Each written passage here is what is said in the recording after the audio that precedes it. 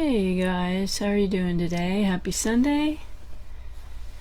Hope you all are doing well and enjoying your weekend. It was my husband's birthday yesterday, and we had a little bit of celebration. Made him some French toast for breakfast and watched some movies, and I had arranged for one of his favorite drummers to give him a birthday greeting, Mike Portnoy, and so he very much enjoyed that. So happy birthday to Brian, and if anybody else has a birthday that just passed or coming up, put that in the comments. We'd love to celebrate with you. So,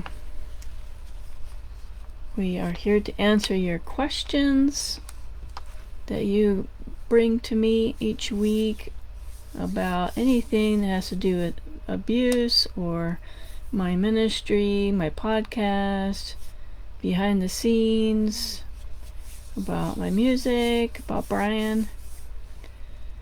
So you can submit those through social media, Twitter, obviously, Facebook, YouTube, Instagram, or you can email me at diana@dswministries.org.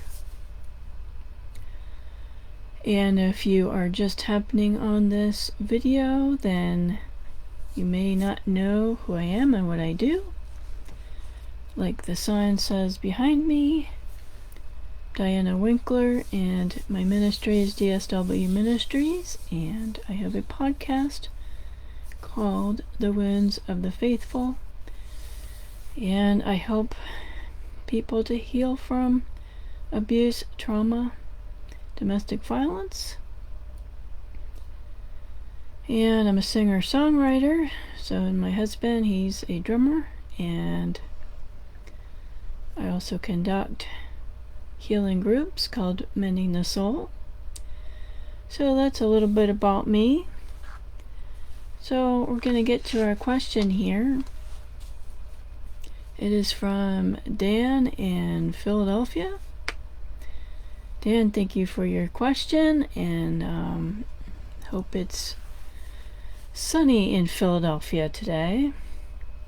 So his question is, so what do you think about the situation in New York with Cuomo? Is he guilty? Well, Dan, that's a very good question. I don't normally do stuff surrounding politics, but I'm going to try and answer it without the politics part. We are a politics-free zone in my ministry. But I'd like to start with the verse that I was reading this week in my devotions. It's from Psalm 36, 1 through 4. It says, "Transgression speaks to the wicked deep in his heart. There is no fear of God before his eyes. For he flatters himself in his own eyes, that his iniquity cannot be found out and hated. The words of his mouth are trouble and deceit. He has ceased to act wisely and do good. He does not reject evil." Now, when I read that verse this week, what came to mind was all of the recent headlines, not only with Cuomo, but Ravi Zacharias and, Bill Cosby and Jeff Duggar. I think it's Jeffrey Duggar. There have been, of course, other people in the news that have been convicted of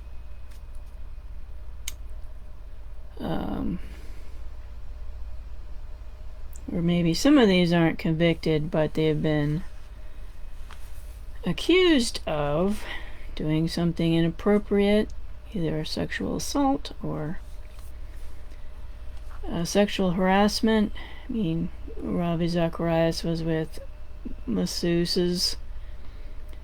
Obviously, Cosby was accused of and convicted of drugging and raping women. Duggar is a pedophile. And I won't get into all of these individual cases, but I don't personally know any of them. I just know what their public reputation is, what we're seeing in the news, of course. So it's really hard for me to come out and say, are these people guilty? Well, obviously there needs to be an external investigation to see if these claims are true with anybody that's been accused of these kind of allegations. It has to be from a non-biased source. You can't have an internal investigation because that's obviously biased. So did Cuomo do these things? Well, probably.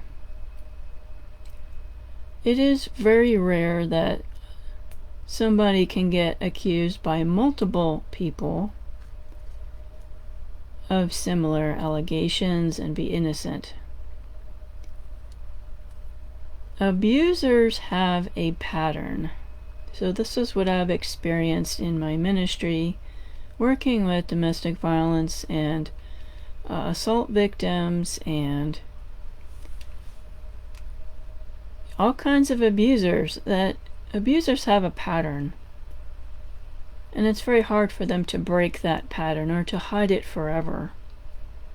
Eventually somebody is going to mess up and the truth is going to come out. The truth will be revealed. One person coming up and saying that this person assaulted me, that's a lot harder to prove. It's a lot easier to hide, which is unfortunate. It's really challenging to prove one way or the other, especially if it's been a long time. Now, I was fondled by a guidance counselor between the 7th and 8th grade school, and it was my word against his because none of the other people that I thought were being violated also, none of them would come forward. So the counselor never got arrested or never even lost his job. He kept his job. Thankfully, I went on to high school and didn't have to see him anymore, but anyway, but if somebody is making stuff up to take a person down, that usually can be quickly found out with character witnesses and emails and history, if it's recent. The longer that is in between being accused and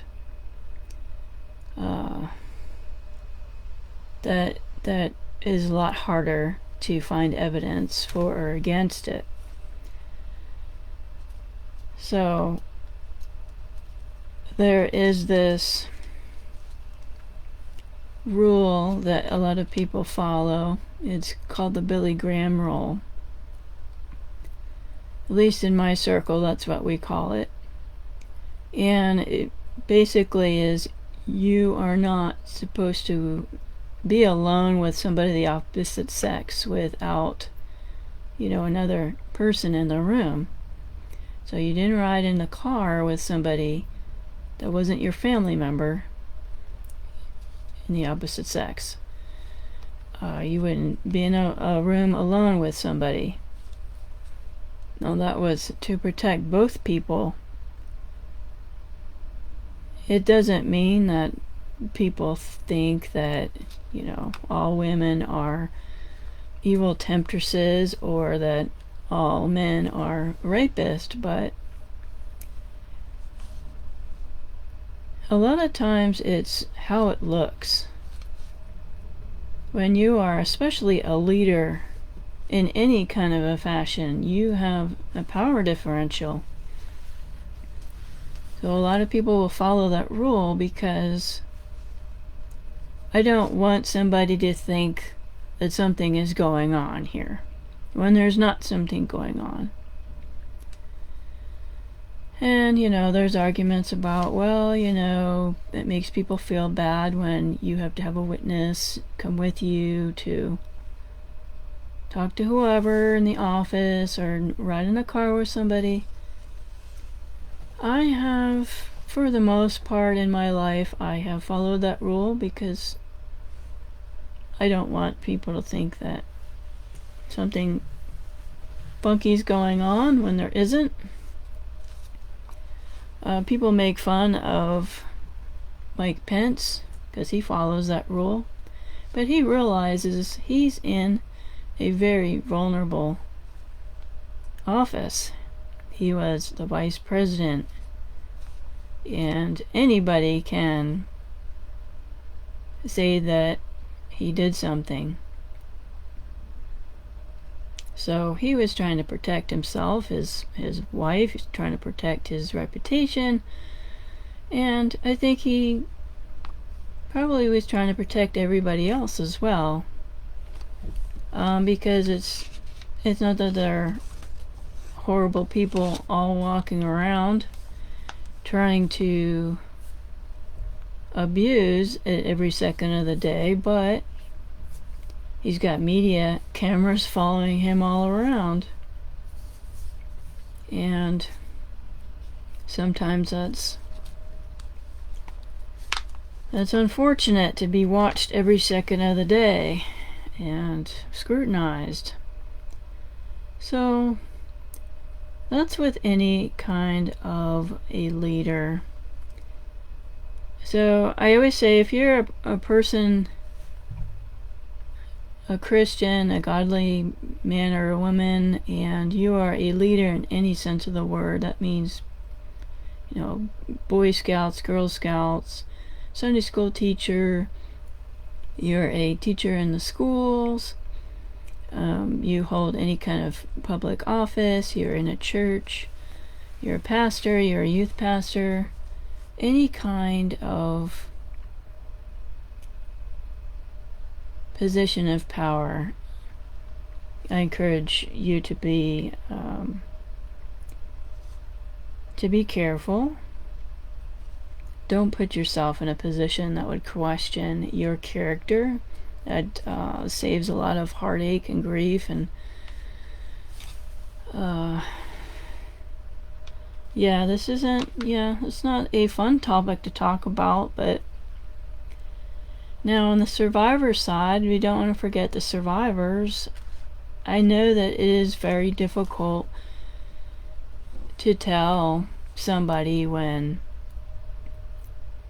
a person has assaulted you or violated you, especially somebody in power, whether it's your boss or your pastor, or maybe big brother, big sister, somebody that you probably trust and probably look up to has violated your inner space there. But I encourage you to tell somebody, because in situations like this, your secret will come out eventually. Like I said, the abuser is going to mess up somewhere, and it will come out into the open. So it's better that you bring it out into the open rather than somebody else. 2, it's easier to collect evidence right now. It's easier to get witnesses, to subpoena text messages, phone calls, etc., rather than waiting, like 10 or 20 years later. Because it's just the reality that it's harder to remember what happened that long ago the witnesses around you anyway. They're not going to recall those things, and stuff gets erased, stuff gets hidden, evidence gets old. And you do need support and counseling for your trauma, because it will affect your life in a variety of ways if you hold the secret inside of you and you don't tell anybody. Now, if the abuser is abusing you, he will probably be abusing somebody else. So down the road, if you decide not to report it, at minimum, try to get some evidence collected that you can save. Some video, some recordings for evidence, pictures. Document everything that's going on, who you talked to, who was around you. Write a journal, a diary of some sort. Those things will definitely help you if you were to press charges later. Yeah, any physical evidence, if there was like a sexual assault that involved body fluids, definitely. And this may sound gross and horrible, but save the clothing. That will make a difference as far as Cuomo's situation. Somebody coming forward to report any kind of sexual assault or being harassed, a sexual harassment in a work environment, they're opening themselves up for attack on all sides. And they usually lose everything trying to get some sort of justice. Our Justice Department isn't perfect, as we found out with some of the people that I mentioned. And it's really very traumatizing for the survivor when they choose to be brave and to come forward. So if you have somebody that's reporting to you about a leader assaulting them, support them as much as you can. You know, you can tell them it's not your fault. You can say, I'm sorry that happened to you. That was wrong. And most importantly, I'm here to listen without judgment. And say, hey, if you need anything, I'm here to help you. And mean what you say. Mean what you say about being there for them, because they're going to need you. So those are my thoughts on the ongoing craziness out there. Try to do it without too much politics. I don't live in New York, so anybody that lives in New York, I'd like to hear your feedback on what you think's going on. Or anyhow, thank you, Dan, for your question. Appreciate that. So I hope to see you guys on the podcast. I have a YouTube channel as well. You can watch all kinds of stuff on the YouTube channel. And you can contact me at diana@dswministries.org if you need anything. If I can be of help to you in any way, I am here for you. So I'm going to give you back the rest of your Sunday. Thanks so much for listening, and have a great Sunday. God bless.